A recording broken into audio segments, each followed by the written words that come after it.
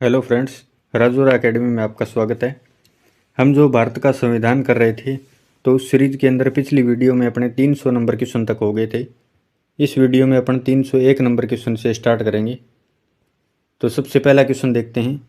संविधान सभा का अंतिम दिन कौन सा था जिस दिन संविधान सभा के सदस्यों ने संविधान पर हस्ताक्षर किए थे? तो वो था 24 जनवरी 1950। संविधान सभा को अंतरिम संसद में किस दिन परिवर्तित किया गया?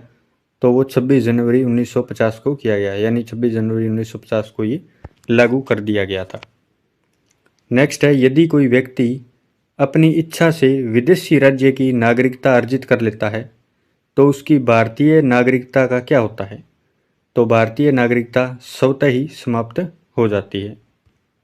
नेक्स्ट पे चलते हैं। किस अनुच्छेद द्वारा भारतीय नागरिकों को 6 प्रकार की स्वतंत्रताएं प्रदान की गई है? तो वो है अनुच्छेद 19 के द्वारा। नेक्स्ट है, धन विधेयक पर राज्यसभा की मृत्यु उनके कार्यकाल के दौरान हुई? तो केवल सिफारिशी अधिकार के आधार पर। नेक्स्ट है, भारत के किन राष्ट्रपतियों की मृत्यु उनके कार्यकाल के दौरान हुई थी? तो वो थे डॉक्टर जाकिर हुसैन और फखरुद्दीन अली अहमद। नेक्स्ट पे चलते हैं। राज्य की कार्यपालिका शक्ति का प्रधान कौन होता है? मुख्यमंत्री या फिर राज्यपाल? तो इसका सही उत्तर है राज्यपाल। नेक्स्ट पे चलते हैं। जम्मू कश्मीर के विषय में संसद की आधिकारिकता किन विषयों तक है?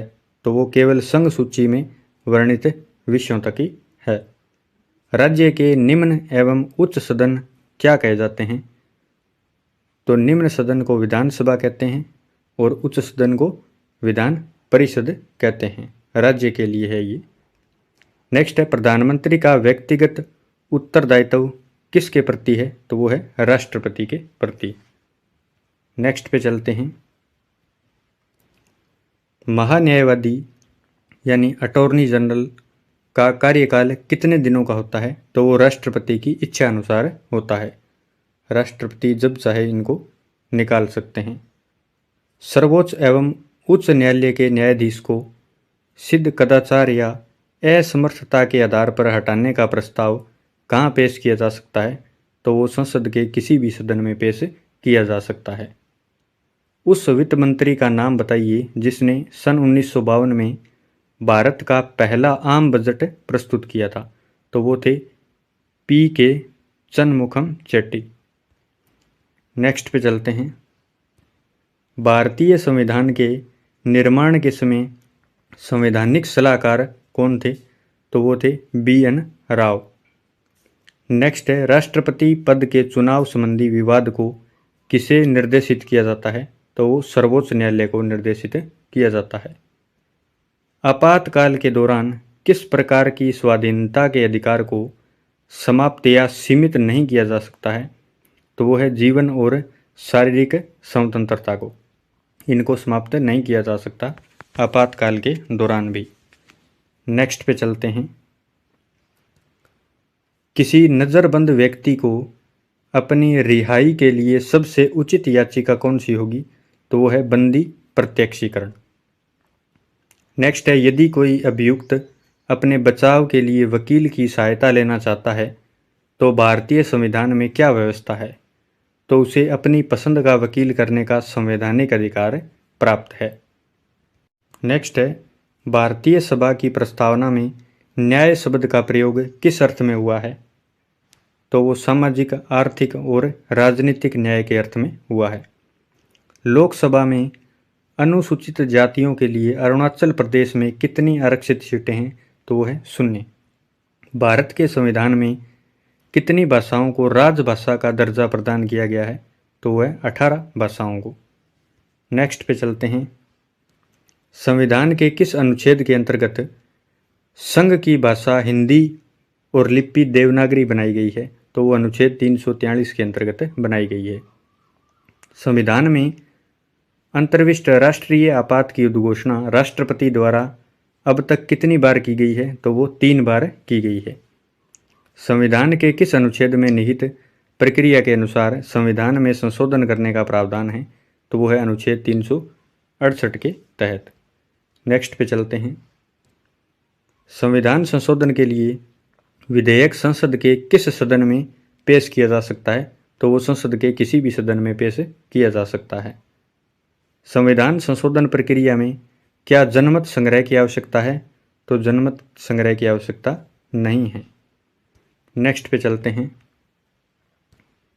संविधान के आधारभूत ढांचे को सुरक्षित रखने का सिद्धांत सर्वोच्च न्यायालय ने किस मामले में प्रतिपादित किया? तो वो केशवानंद भारती के मामले में, जो 1973 के अंदर हुआ था। भारतीय संविधान की प्रस्तावना में हमारे देश का क्या नाम उल्लिखित है? तो भारत और इंडिया। नेक्स्ट पे चलते हैं। भारत में किस राज्य में सबसे पहले राष्ट्रपति शासन लागू किया गया? तो वो पंजाब के अंदर किया गया था। नेक्स्ट है, वर्ष 1938 में किस व्यक्ति ने वयस्क मताधिकार के आधार पर संविधान सभा के गठन की मांग की थी? तो वो थे जवाहरलाल नेहरू। 15 अगस्त 1947 से 26 जनवरी 1950 के दौरान भारत का राजनीतिक दर्जा क्या था? तो वो ब्रिटिश राष्ट्रकूल का एक अधिराज्य था, यानी अधिराज्य था। नेक्स्ट पे चलते हैं। जब भारत स्वतंत्र हुआ उस समय ब्रिटेन में किस दल की सरकार थी? तो वो लेबर पार्टी की सरकार थी और उस समय प्रधानमंत्री क्लीमेंट एटली थे।